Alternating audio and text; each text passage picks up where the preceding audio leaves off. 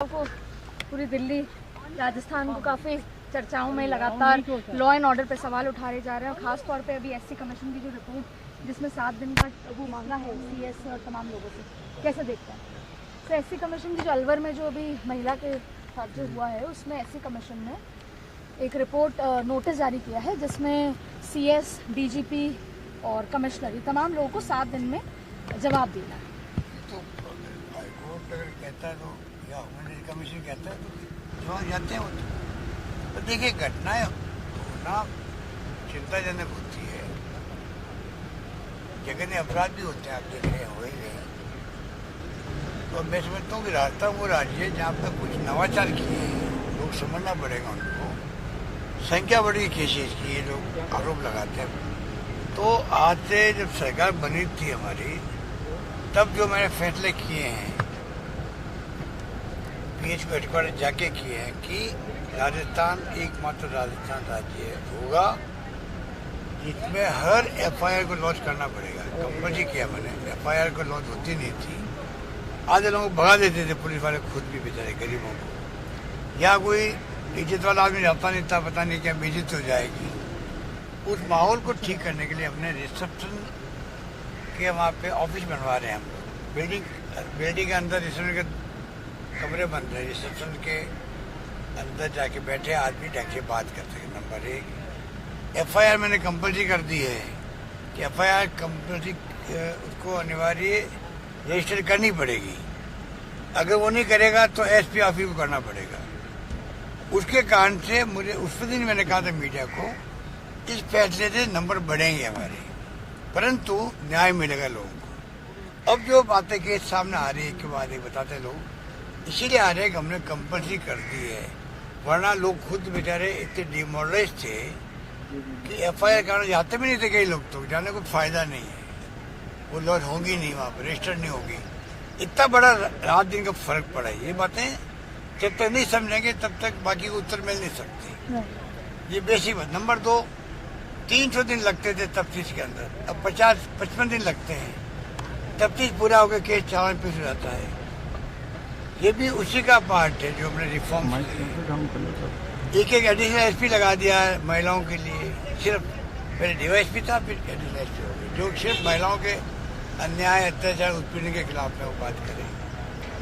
Legal officer लगाते हैं हम लोग सीरियस केस में, वो लीगली देख लिया कहीं चालान पेश हो गया हो और लीगली कहीं कमी रहेगी तो वो फिर वो सक्सेस नहीं होता केस। वहाँ तक हमने कर दिया है। केस ऑफिसर डायरी होती है जिसमें एक ऑफिसर पूरे केस को फॉलोअप करता है, उस पर हमने केस दर्ज करना शुरू किए। जैसे अभी जालोर का केस था उस पर दर्ज कर दिया है। कल मैंने एडीजी क्राइम, वो खुद ही शेड्यूल कास्ट के खुद रखती है, उनको कल और मैंने भेजा है और गहरे से पड़ताल करो इसकी। और जो परिवार चाहता है वो तैयारी करने के लिए तफ्तीश में उनको डाउट हो, ये नहीं ये एजेंसी ठीक है, ये व्यक्ति ठीक है, वो हम बदल देंगे। तो कोई घटना होना एक बात है, और घटना के बाद में पुलिस क्या उसको बोलती वो सेव कर रही है, क्या सॉफ्ट है क्या उसके प्रति?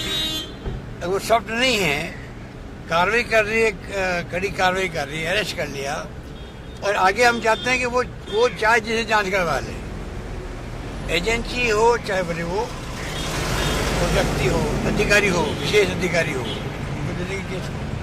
मैं समझता हूँ वहाँ कोई जानबूझ के कुछ लोग जो है हवा देने में उनको शौक होता है, जिनके बाद कोई काम नहीं होता है उनको शौक भी होता है, कुछ करते जाओ, कुछ करते जाओ, न्यूज़ बनेगी, करेगी, न्यूज़ में नाम आएगा।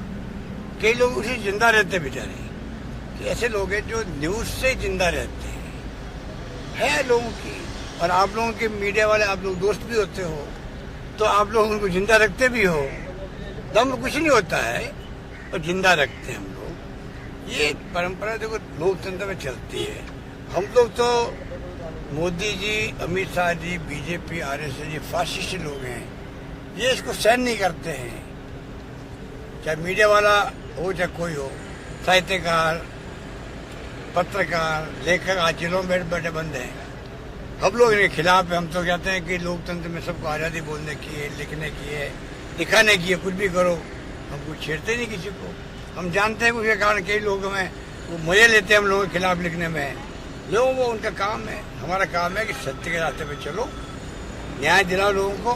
मैंने 15 अगस्त में कहा कि आज आज़ादी के बाद में आज भी छुआछूत होती है, ये मानवता में कलंक है। आरएसएस को चाहिए, बीजेपी को चाहिए, तुम हिंदू राष्ट्र की बात कर रहे हो, हिंदुओं को एक करने की बात करते हो, तो शेड्यूल कास्ट दलित वर्ग भी वो भी हिंदू है, ओबीसी के लोग भी हिंदू है और जनरल कास्ट के लोग भी हिंदू है।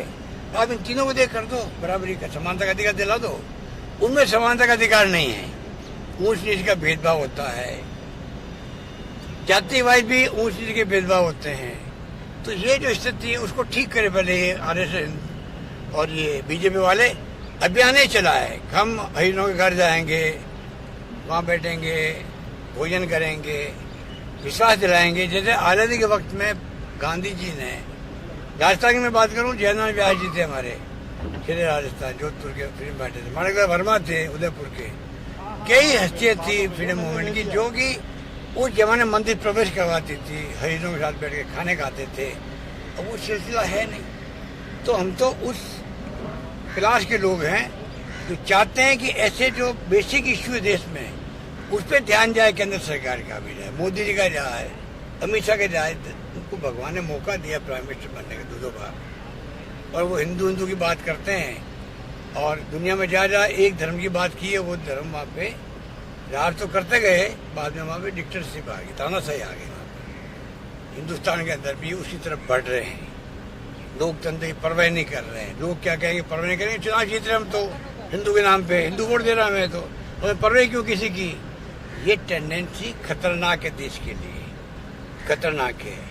संविधान से, कानून से देश चलता, चाहे कोई ऊंचा आदमी हो चाहे नीचा आदमी, कानून सबके लिए बराबर होता है, ये उसको मानते नहीं है। तो इसलिए ये बात हो सर। आज मैं वहाँ प्रेस कॉन्फ्रेंस ले रहा था अहमदाबाद के अंदर, एक किसी ने क्वेश्चन किया कि एक महिला ने कोई आग लगा दी है, तो मैंने रघु शर्मा को पूछा भाई आग किसने लगा दी है। फिर मालूम पड़ा वो तो आग वो है जो पहले लग चुकी है, परिवार में झगड़ा था, देवर का भाभी का जो भी रिश्ते है, 8-10 दिन झगड़े चल रहे थे उनके, उसके अंदर भी आग लगाई नहीं लगाई, तो परिवार वाले तफ्तीश कर रही है। तो अभी उसको हमारे बीजेपी वाले उसको सोशल मीडिया में डाल दिया कि लोग उनको पता ही नहीं कि आग लगी है। आग लगी, क्राइम, परिवार में झगड़ा हो गया है, पुलिस अपना काम कर रही है। तो ये बीजेपी वाले इस प्रकार से मैं समझता हूँ जो देश चला रहे हैं, महंगाई की परवाह इनको नहीं है,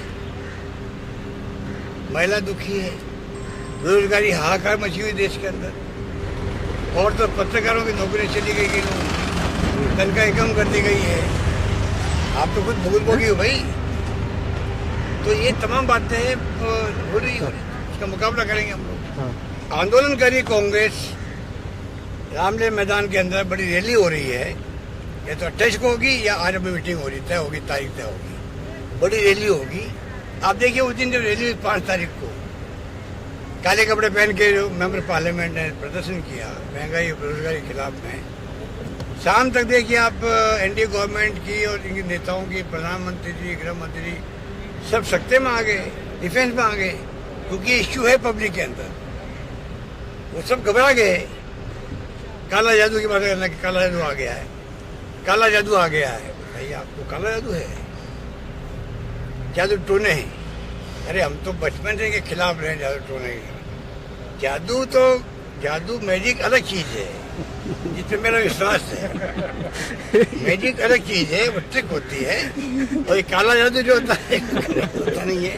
तो मैं देखता हूँ कि सुनता रहता हूँ लोगों को, तो देखते हैं क्या होता है। तो क्या ये आपके उस जादू में ये ट्रैप हो गए बीजेपी वाले? देखिए मेरा जादू परमानेंट है देश के अंदर, प्रदेश के अंदर। वो परमानेंट जादू के रूम में हूँ, उस पर जादू अपना आप चलता रहता है, फिर कोई नहीं होता। वो तो जादू मेरा अलग तरह का जादू है, और वो जादू देख लीजिए आप, लगातार 24 में देखने को मिलेगा। सेवा करने का जो मुझे अवसर मिला है पब्लिक की, मेरा तो जिंदगी का मकसद है अंतिम सांस तक सेवा करना, गरीब की आंसू पहुंचना, जो गांधी जी ने कहा था। तो सब बात आ जाती है, गरीब आ जाता है, मिडिल क्लास आ जाते हैं, दलित, पिछड़े, माइनॉरिटी सब आ जाते हैं उसके अंदर। और गरीब चाहे वो ब्राह्मण वैसे क्यों नहीं हूँ, गरीब है मैं उसके साथ खड़ा हूँ, बस ये मेरा सोच रहता है हमेशा और मुझे संतोष मिलता है उससे। सरकारें आई चली गई पर मैं हमेशा उस पर खड़ा रहता हूँ। भाई नहीं, मेरा रास्ता था डोनाल्ड ट्रम्प का, शानदार मैंने गवर्नेंस की थी उस वक्त में, शानदार स्कीम लेके आए, दवाएं फ्री, उस वक्त आ गए थे। अब तो बहुत हम आगे बढ़ गए हैं, टैक्स फ्री हो गए थे, कई योजना लेके आए थे। संतोष मिलता है, अच्छा लगता है फैसले करने में। बाकी भी चुनाव हरवा देती जनता में क्या कर सकता है। इस बार मैं चाहता हूँ जनता में चुनाव वापस जिताए, रिपीट करे। इतने मैंने काम किए हैं, हर परिवार में हमारी स्कीम पहुंच गई है, कोई न कोई स्कीम पहुंच गई है, स्वास्थ्य सेवाएं पहुंच गई है, कोई कम बात है क्या। दुखी उससे होते लोग आगे चले, कर्जा लेके इलाज करवाते हैं, अब सब इलाज फ्री होने लग गया। तो मैं तो पब्लिक को खुद को आह्वान कर रहा हूँ, इस बार कृपा करो हमारे ऊपर। सरकार बदलती है तो स्कीम बंद हो जाती है हमारी, रिफंड बंद हो गई थी, अभी उसकी कीमत बढ़ गई 40 से 70,000 करोड़ हो गई हो। तो मैं चाहूँगा कि ARCP हो, ARCP में बार बार याद करता हूँ, तो प्रधानमंत्री जी से मुलाकात हुई मेरी अभी राजपूत भवन में, तभी मैंने मांग उनसे करी। तो भाई आपने वहाँ पे जयपुर अजमेर में क्या क्या गए थे आप राष्ट्रीय परियोजना बनाओ इसको, जिससे कि जल्दी वो बने। 13 जिले में पानी की समस्या है, बहुत भयंकर है, राहत मिले और सिंचाई की सुविधाएं मिले। वो मंत्री जी राजस्थान होने के बावजूद भी एक काम नहीं करवा सकते PM से, राष्ट्रीय परियोजना कोशिश नहीं करवा सकते। वो जाके कहते भाई मेरा खुद का राज्य का मामला है, तो क्या दिक्कत है उनको। तो वो राइट लेफ्ट की बातें करेंगे पर उसकी बात नहीं करेंगे। ARCP बड़ा मुद्दा बन गया राजस्थान। सर एक बड़ा मुद्दा ये है कि प्रधानमंत्री ने जो लाल किले से भाषण दिया उस पर भारत में केवल एक आप थे जिन्होंने इस तरीके से उनको डिफेंड किया और उनको जवाब दिया, बाकी किसी ने जवाब नहीं दिया। और जिस तरीके इतिहास पर बात करी उन्होंने और इतिहास के जो आज़ादी की जो बात थी उसको ओवरलैप किया, आपने ही जवाब दिया और किसी ने। देखिए गांधी जी पंडित नेहरू अमृत महोत्सव से गायब है। क्या बगैर पंडित नेहरू के आज़ादी जंग लड़ी गई थी पहले और बाद में, पिछले 10 साल में हम यहाँ तक पहुँचे हैं। तो क्या उनके जिन्हें कंट्रीब्यूशन किया है, देश की आज़ादी के लिए संघर्ष किया है, उनको याद किए बगैर 10 साल जेल में बंद रहे पंडित नेहरू। इंदिरा गांधी जी प्रधानमंत्री रहते हुए उनकी सीना छलनी कर दिया, राजीव गांधी शहीद हो गए, राहुल गांधी के परिवार के 2 लोग शहीद हुए। कभी नाम लेते मोदी जी। अगर आप इस प्रकार इतिहास को नई पीढ़ी को बताने में संकोच करोगे तो आपके इतिहास को नई पीढ़ी क्यों आगे आने वाले वक्त में वो क्यों बताएगी कि मोदी नाम का कोई प्राइम मिनिस्टर बना था, उसने ये काम किया, ये नहीं किया, ये करना चाहिए था, जो भी है वो क्यों बताएंगे। जब आप अगर ये नई परंपरा डाल रहे हो, इतने बड़े त्याग और बलिदान की कहानियों को गायब कर रहे हो, विकास की यात्रा को गायब कर रहे हो, उसमें कौन मुसाफिर थे या कौन को उसके अंदर गवर्नेंस करने वाले थे उनको आप गायब कर रहे हो, फिर काय का अमृत महोत्सव बना रहे हो आप। तो ये जो सब बातें हैं जो ये क्वेश्चन मार्क खड़ी करती है, क्या उनकी नीति और नीयत है।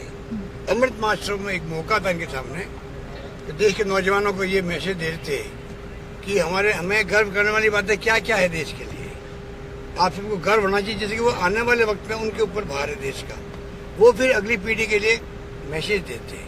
दुनिया कहती है कि हिंदुस्तान अभी अमृत महोत्सव मना रहा है, ये माहौल बनना चाहिए देश के अंदर। अभी इवेंट हो रहे हैं हमारे, एक के बाद एक इवेंट हो रही है, इवेंट कर लीजिए आप, पैसा खर्च होता है, कोई दिक्कत नहीं है, पर उससे आपका नई पीढ़ी को प्रेरणा क्या मिलेगी, मोटिवेशन क्या होगा, मुझे इसमें तकलीफ हो रही है। Thank you sir.